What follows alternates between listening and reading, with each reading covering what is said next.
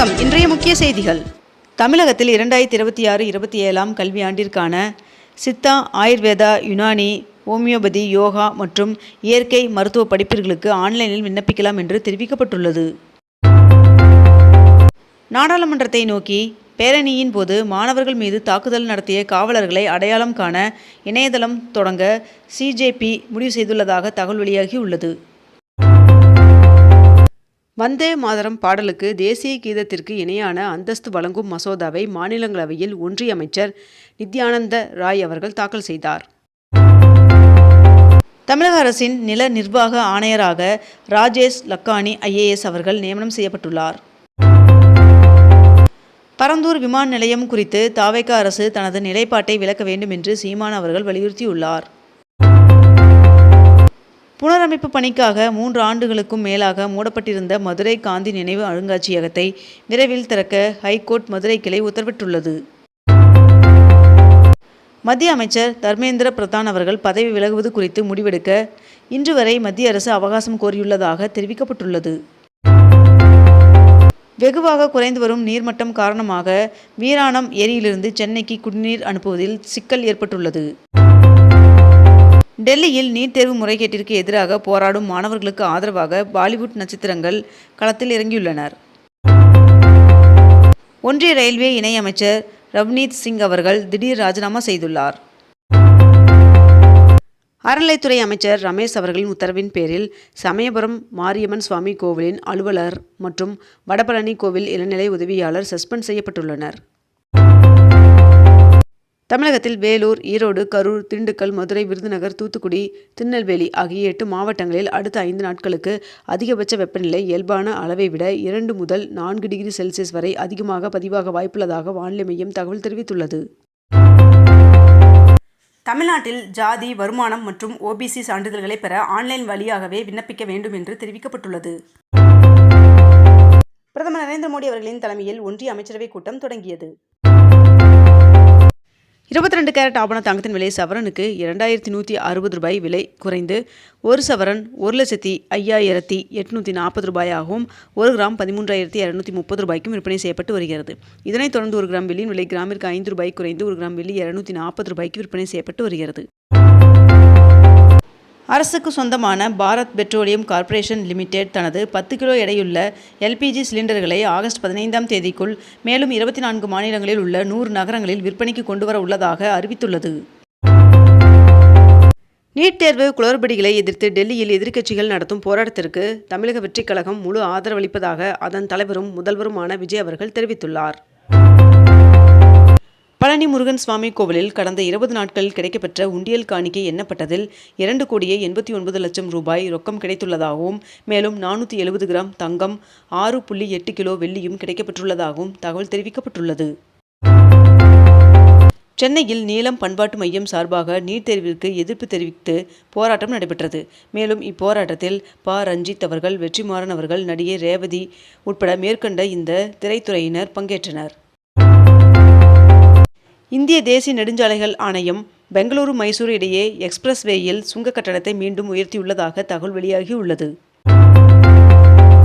சபரிமலை ஐயப்பன் சுவாமி கோவிலில் தங்க திருட்டு வழக்கில் தேவசம் போர்டு முன்னாள் தலைவர் PS பிரசாந்த் அவர்கள் கைது செய்யப்பட்டுள்ளார். சென்னையில் மேம்பாலங்களின் கீழ் உள்ள பகுதிகளை வாகன நிறுத்துமிடம், சிறுவர் பூங்கா, மின்சார வாகன சார்ஜிங் மையம் உள்ளிட்ட வசதிகளுடன் மேம்படுத்த மாநகராட்சி திட்டமிட்டுள்ளதாக தகவல் வெளியாகியுள்ளது.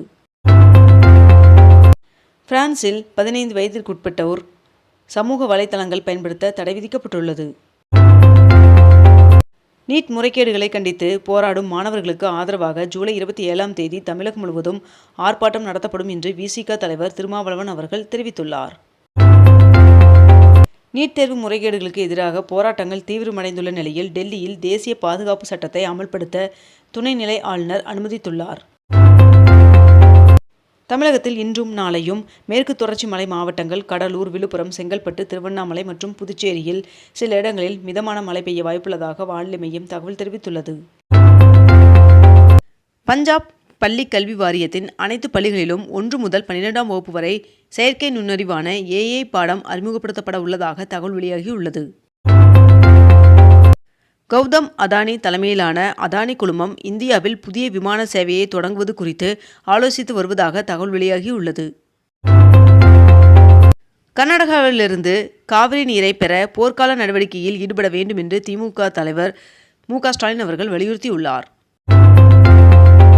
காசோலை மோசடி வழக்கில் நடிகர் விமல் அவர்களுக்கு ஓராண்டு சிறை தண்டனை விதிக்கப்பட்டுள்ளது.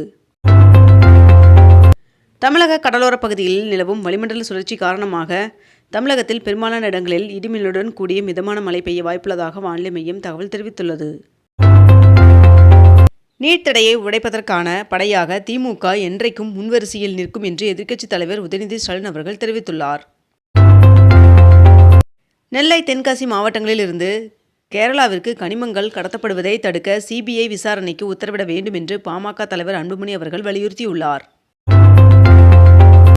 அமெரிக்காவில் மாணவர் விசா விதிகளில் புதிய மாற்றங்கள் அறிவிக்கப்பட்டுள்ளது. முதல்வரின் காலை உணவு திட்டத்தின் பெயரை தவேக அரசு மாற்றியுள்ளது. இத்திட்டத்திற்கு பெருந்தலைவர் காமராஜர் காலை உணவு திட்டம் என்ற பெயர் மாற்றம் செய்யப்படுவதாக தவேக அரசு அறிவித்துள்ளது. டெல்லியில் நடைபெற்ற காவிரி நீர் மேலாண்மை ஆணைய கூட்டத்தில் தமிழ்நாட்டிற்கு தண்ணீர் திறந்துவிட கர்நாடகா மறுத்துள்ளது.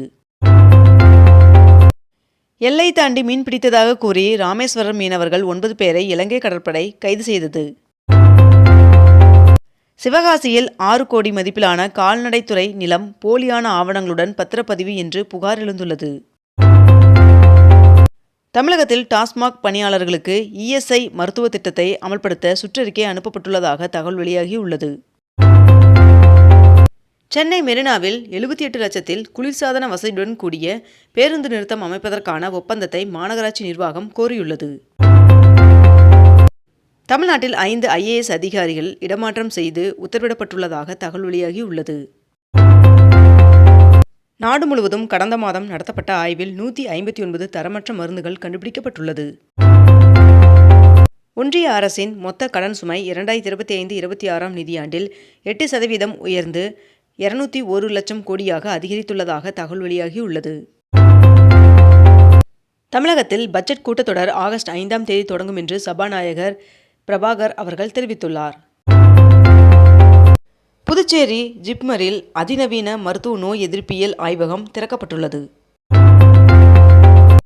அமெரிக்க அதிபர் டொனால்ட் ட்ரம்ப் அவர்கள் தனது தற்காலிக 10% உலகளாவிய வரி வெள்ளிக்கிழமையுடன் காலாவதியாக உள்ள நிலையில் பல நாடுகள் மீது புதிய வரிகளை விதிக்க திட்டமிட்டுள்ளதாக தகவல் வெளியாகியுள்ளது. இத்துடன் இன்றைய தலைப்புச் செய்திகள் நிறைவடைந்தன.